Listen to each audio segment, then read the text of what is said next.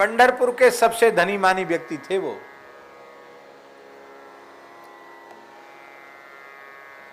एक बार उनके मन में हुआ, बड़े उदार थे, धर्मात्मा थे, उनके मन में हुआ कि हम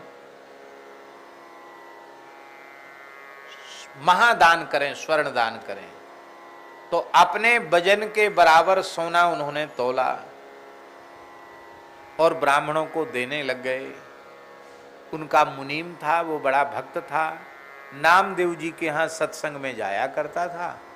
उसने कहा, महाराज आप ब्राह्मणों को दे रहे हैं तो बहुत अच्छी बात है, देना ही चाहिए, पर इसी पंढरपुर में एक नामदेव नाम के भक्त हैं, तमाम संत महात्मा उनके घर में आते रहते हैं, गौ ब्राह्मण संत अतिथि सबका सत्कार होता है। आपका धन यदि, वैसे तो वो लेंगे नहीं, पर कथनचित वे ले लें तो आपका तो उद्धार हो जाएगा महाराज। ऐसे उच्च कोटि के वो भक्त हैं। 5 वर्ष की आयु में भगवान ने उनके हाथ से दूध पिया था। भगवत साक्षात्कारी संत हैं, उनको आपको जरूर दान करना चाहिए। वो उनको नहीं देंगे तो आपका ये सब करना उतना सफल नहीं है। सेठ को श्रद्धा जम गई, नाम तो उसने सुन ही रखा था। बार बार आग्रह पूर्वक नामदेव जी को बुलाने लग गया। नामदेव जी ने कई बार मना किया। जब ज्यादा आग्रह देखा तो नामदेव जी आ गए। बोला, महाराज आप जो आज्ञा करो सो हम आपको सेवा कर देंगे, आपके ठाकुर जी की, संतों की, सबकी सेवा हो जाएगी। नामदेव जी प्रसन्न थे। नामदेव जी बोले, भाई देखो हम ब्राह्मण जाति के नहीं हैं, ब्राह्मण को दान लेने का अधिकार है, हम ब्राह्मण भी नहीं हैं, तो हम दान आपका कैसे ले सकते हैं, शास्त्रीय अधिकार हमको नहीं है। फिर हम कोई विरक्त साधु भी नहीं है, हमारी कोई पारमार्थिक संस्था भी ऐसी नहीं है जिसके लिए दान की जरूरत हो। हम तो गृहस्थ व्यक्ति हैं, दर्जी का काम करते हैं, उसी से हमारा गुजर बसर होता है। हम आपके दान मान के अधिकारी नहीं। नहीं महाराज, आपके यहाँ बहुत संत आते हैं, बहुत सेवा होती है, आप मांगने थोड़ी आए, हम अपनी श्रद्धा से आपको दे रहे हैं। बहुत आग्रह देख करके श्री नामदेव जी ने कहा, यदि आप अपनी श्रद्धा से दे ही रहे हैं, आपका इतना हठ है, तो हम जितना कहें उतना आपको देना पड़ेगा। सेठ बोला, महाराज आप कहिए तो सही, जो कहेंगे तत्काल हम आपको दे देंगे।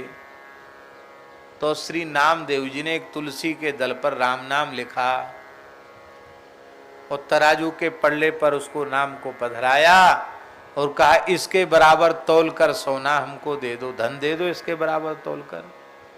वह देख करके सेठ बड़ी जोर से हंसा रहे, बोले महाराज रत्ती भर सोना भी तो नहीं चढ़ेगा, चलो इस पत्ता के बदले 10-5 किलो सोना हम आपको दे देते हैं।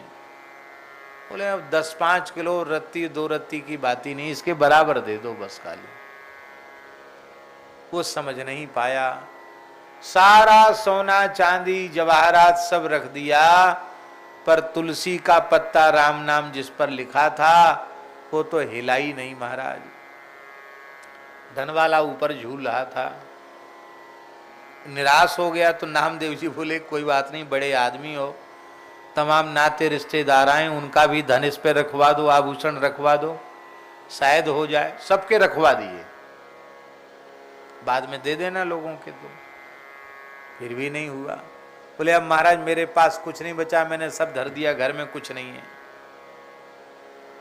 तो बोले देखो, तुमने जीवन भर बहुत से दान पुण्य यज्ञ भोज भंडारा बहुत से अच्छे अच्छे काम किए, प्याऊ बनवाई है, धर्मशालाएं बनवाई, बहुत पुण्य के काम किए, बगीचे लगाए हैं, तो बहुत सा इष्टापूर्त का तुम्हारा पुण्य होगा। योग यज्ञ जप तप व्रत बहुत कुछ किया है तुमने, उस सबका जो पुण्य है ना, उसके पुण्य का संकल्प करके पल्ले पर छोड़ दो, शायद हो जाए। तो महाराज सारा पुण्य का संकल्प करके भी छुड़वा दिया, फिर भी पल्ला हिला ही नहीं। राम नाम वाला पल्ला तो भूमि से स्पर्श कर रहा था। सेठ बोला महाराज इतना ही ले लो। अरे बोले भाई हमने तो, आपने कहा था जो आप कहोगे सो ही देंगे, अब हम जो कह रहे हैं वो दो ना हमको। इसके बराबर दो। बोला महाराज वो हो ही नहीं रहा, तो मैं क्या करूं, मैं आप जो जो कहते चले गए सब करता चला गया। तब आप हंसने लगे और आपने कहा हम तो केवल यह ज्ञान कराने आए थे कि राम नाम की तुलना, हरि नाम की तुलना अनंत कोटि ब्रह्मांड में किसी से नहीं की जा सकती, किसी भी साधन से नाम की तुलना नहीं की जा सकती, नाम सर्वोपरि है। तो अब हम नाम ही लेंगे, इस धन को लेकर क्या करेंगे? प्रियादासी के शब्दों में जामे भरे कोटि रोग हैं। नामदेव जी ने कहा कि धन में तो करोड़ों रोग भरे हुए हैं, जानबूझकर ये करोड़ों रोगों की करोड़ों बीमारी कौन लेगा? इसलिए हमारे लिए तो नाम ही श्रेष्ठ है। और वह नाम, तुलसी दल युक्त नाम अपनी जिह्वा पर पधराया और नामदेव जी प्रेम से जय जय राम कृष्ण हरि कीर्तन करने लगे।